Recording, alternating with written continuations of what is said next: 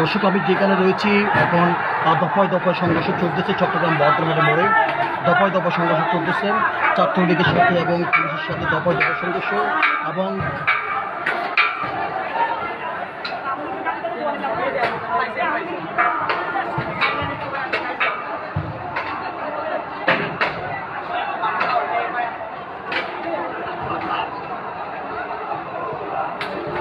আপনাদের খুব কৌশলে আমরা দেখানোর চেষ্টা করতেছি। এখানে অবশ্যই ছাত্ররা কিন্তু বদ্ধহাট মোড়ে এখন বর্তমান অবস্থান করেছে। পুলিশ এবং পুলিশের যে সমস্ত প্রোটোকল রয়েছিল সবগুলো কিন্তু পিছিয়েছে এবং ছাত্ররা কিন্তু বদ্ধহাট মোড়ে কিন্তু সরাসরি এখন অবস্থান করছে এবং একাধিক ভূমিকা চলছে। এখনও পর্যন্ত সারা দেশে আপনার 9 জন নিহত হয়েছে, আহত হয়েছে আপনার শতাধিক। চলতেছে একের পর এক ধাওয়া পাটা ধাওয়া, আমি আপনাদেরকে দেখানোর চেষ্টা করছি।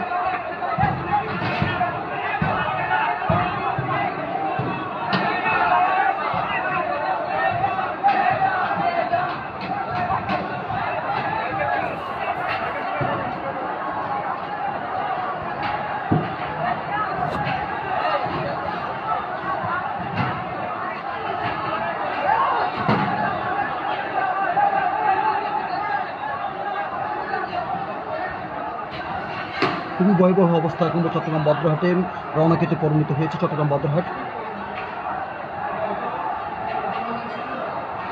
ছাত্ররা কিন্তু আপনার বাদুরতলা থেকে চকবাজার হয়ে এখন বর্তমান বদ্রহাটের মোড়ে অবস্থান করছে।